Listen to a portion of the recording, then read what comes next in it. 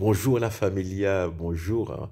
Ça fait un bail, hein, ça fait un bail. J'étais malade très malade. Donc c'est la raison pour laquelle pendant longtemps j'ai pas pu poster de vidéos et même récemment j'avais commencé une neuvaine très importante pour moi au vénérable Pierre Toussaint. Euh, En ce moment, je suis en train de faire un projet autour de Pierre Toussaint parce que il n'y a pas euh, il n'y a pas de livre en français sur Pierre Toussaint qui est pratiquement, hein, le premier saint noir français. Il est né en 1781 et, euh, et quelques années plus tard, eh bien, je ne sais pas plus si c'était quelle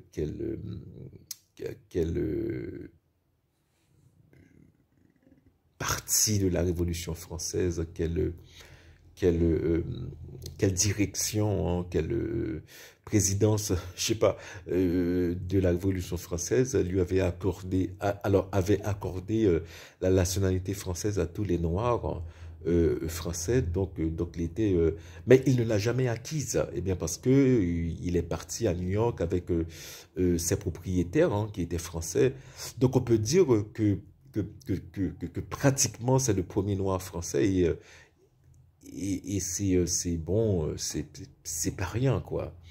Et c'est pas juste dire que c'est un François, un saint, un potentiel. Alors, potentiel, bon, c'est un saint, hein, puisqu'il est vénérable, que c'est un saint français, mais c'est parce que c'est à cause de la vie qu'il a vécue, hein. C'est une vie héroïque, hein. Il a, à plusieurs reprises, hein, il a risqué sa vie pour sauver les autres. Et lorsque ces anciens propriétaires, hein, n'oubliez pas que c'était un bien meuble à Saint-Domingue. Eh bien, lorsque ces anciens propriétaires sont devenus pauvres, eh bien, il, il prit soin d'eux jusqu'à leur décès, hein. Donc, c'est quelqu'un qui, c'est un exemple de christianisme, de chrétien pour nous. Mais c'est une digression, hein. Mais alors, ce que je voulais dire, donc c'était pour moi, c'était important, mais j'ai pas pu finir la neuvaine. J'en suis arrivé, je crois, à la cinquième journée ou à la sixième journée, mais je la referai et elle sera peut-être meilleure, hein, qu'elle ne l'était avant.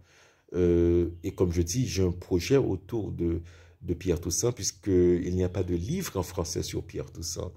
Il y a deux livres en anglais sur lui, et il y a quelques papiers dans des petites bibliothèques de New York, et je pense que si Dieu me prête vie, et, et le talent d'écrivain et la longanimité requise, eh bien, je pourrais écrire quelque chose sur lui pour le public français. Je crois que ce serait super, hein. Il y a, le public français est immense, hein, le public québécois, des Caraïbes, Martinique, Guadeloupe, Haïti, ensuite tous les pays, les pays francophones africains et maghrébins. Et maghrébins, il y a aussi des catholiques, hein, dans ces pays-là. Donc ce serait pour tous les chrétiens en général, hein, tous les chrétiens en général. Je crois que ce serait un livre sur Pierre Toussaint en français serait quelque chose. Donc, priez pour moi, hein, pour que l'Esprit Saint, qui m'a déjà donné l'envie, hein, me donne la force vraiment de m'atteler à la tâche au jour le jour, parce que c'est différent d'avoir l'idée générale, mais essayer chaque jour, eh bien, devant une feuille blanche, devant la page blanche d'écrire, ben, ça, c'est un peu dur, donc priez pour moi pour cela. Mais pour revenir, to come back to what I was talking about, to what I was saying about the channel, à propos de la chaîne, eh bien donc la chaîne, eh bien c'est une chaîne qui reste euh, dédié à la miséricorde divine et à l'amour de Dieu en général, hein, parce que maintenant, on peut pas faire la fine bouche, hein, on peut pas faire parce que je me rends compte, hein, parce que avant de venir dans le pays où je suis, qui est un pays étranger, j'étais j'étais à New York, j'étais à Long Island, donc c'est c'est une c'est une banlieue new-yorkaise où il y a des gens où il y a beaucoup de jeunes friqués, hein, alors c'est pas en général, hein, mais ce sont des gens qui vivent bien et on voit l'absence de la foi. Donc on voit que même dans les paroisses, on voit qu'il y a que les gens qui ont de l'enthousiasme commencent à vieillir. Les gens jouent de la guitare, hein, c'est la guitare et on voit pas de jeunes. Donc je dirais que la moyenne d'âge c'est 50 ans.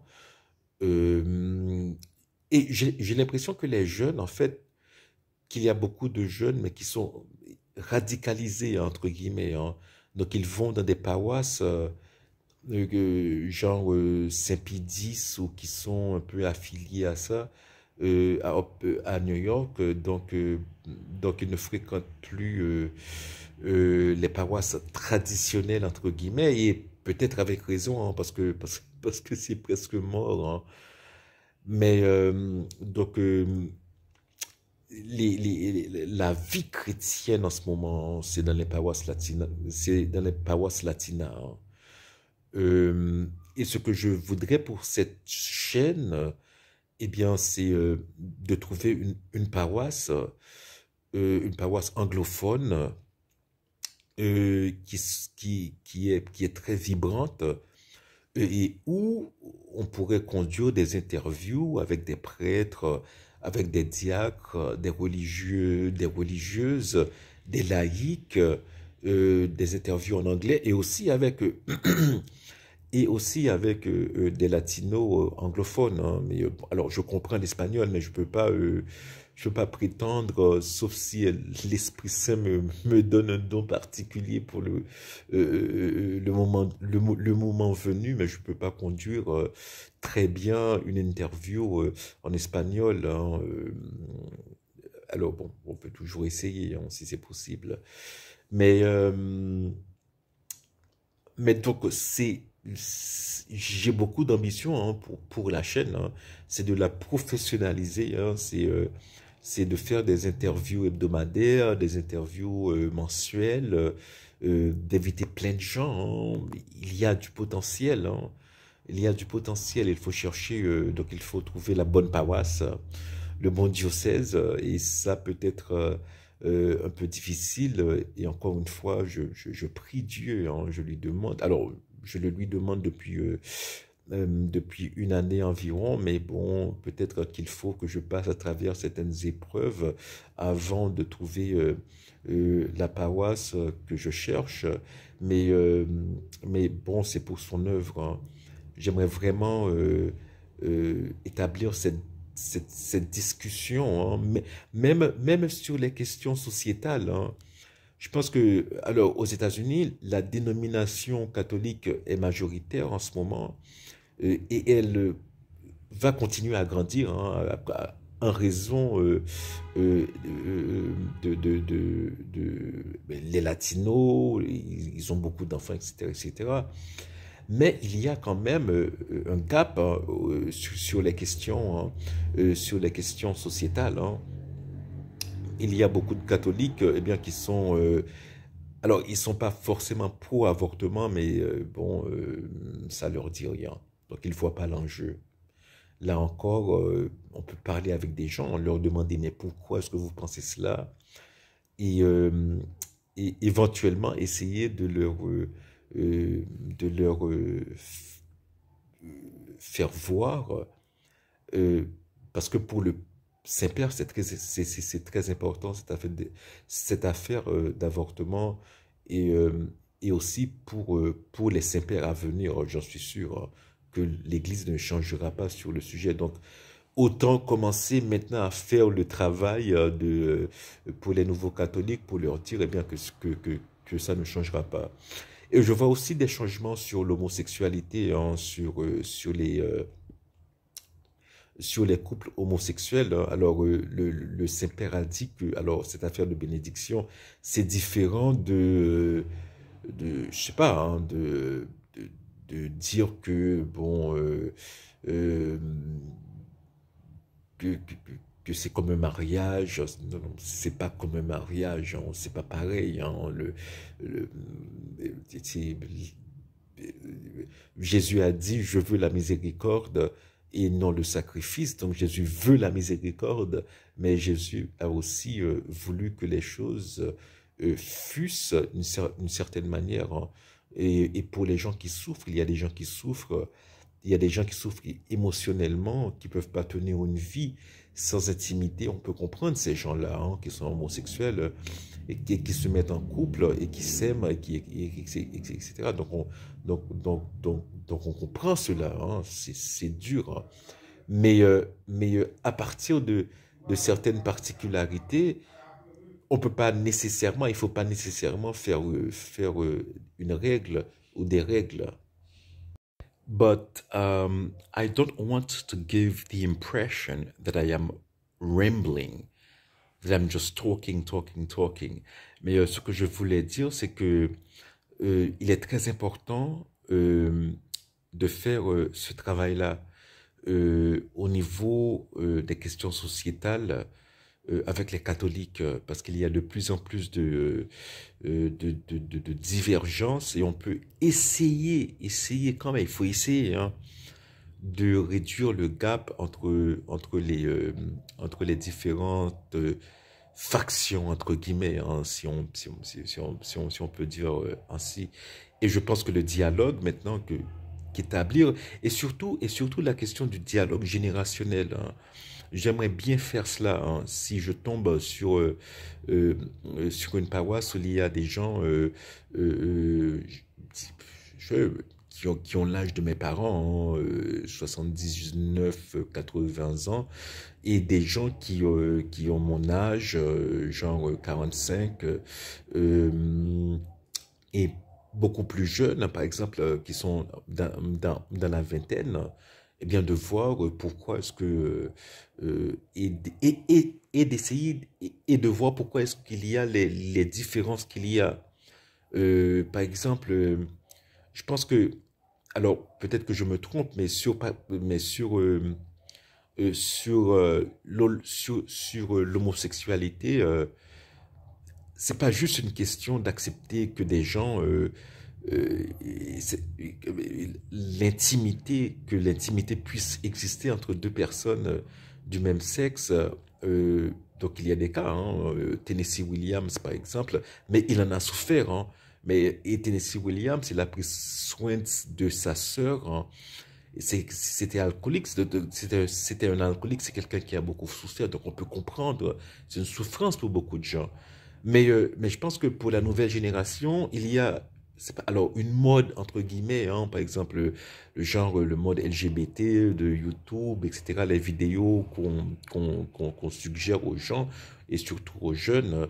Donc il y a une sorte de formatage idéologique aussi, hein, qu'il faut, qu'il faudrait pouvoir contrer. Hein.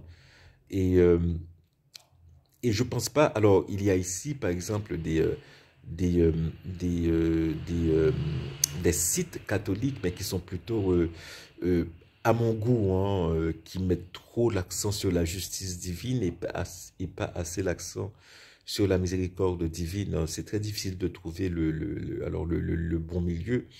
Alors, c'est pourquoi je pense que cette chaîne peut avoir de l'importance euh, et que, et que j'espère, hein, j'espère que je trouverai, je sais pas, une paroisse ou un archidiocèse, qu'on dit, je ne me rappelle plus, archdiocese. So I can say it in English, so I can allow myself to go back and forth because I live between the two worlds, right? Okay. Donc, je vous remercie de tout mon cœur pour votre patience, pour votre longanimité, pour vos prières, pour votre amour, d'être des chrétiens d'abord, c'est d'être des chrétiens fidèles dans ce monde. On sait que c'est pas facile. Il y a des pressions de toutes parts, hein, famille, la télé, je sais pas, hein, des tas de trucs, hein, même dans les trucs banals, hein, la façon dont on parle des chrétiens avec beaucoup de, beaucoup de mépris. Même là, il faut avoir une certaine résilience, hein, pour ne pas soit devenir une sorte de angry Christian insulter tout le monde, comme parfois on en trouve des chrétiens évangéliques aux États-Unis qui sont très, genre, God is going to send you to hell, you're going to hell, you're going to hell. Donc, trouver un équilibre entre ça et le chrétien qui est, euh, qui est courtois, mais qui dit, bon voilà, la vérité, c'est la vérité, en Jésus-Christ, c'est la vérité, et c'est lui le salut du monde. De toute façon, lorsque vous mourrez, vous serez, vous vous rendrez, comme le dit, je crois que c'est, je ne sais pas plus si c'est C.S. Lewis ou Chesterton, mais c'est l'un de ces mecs anglais qui avait beaucoup d'humour, qui avait dit don't mind. If you're atheist, don't worry. One day you will be standing in front of God. Eh bien, c'est le genre de truc. Merci pour votre temps et j'espère qu'on pourra... alors, si vous avez des commentaires, je vous en supplie, I beg you, I beg you, I beg you, I beg you, I beg you, flood the comment section with suggestion, with... si vous avez des idées, je sais pas, que ce soit en français, en anglais, en portugais, en arabe ou en amharique, quelle que soit la langue, ça se traduit. Donc, s'il vous plaît, donnez-moi vos idées. À plus, au revoir.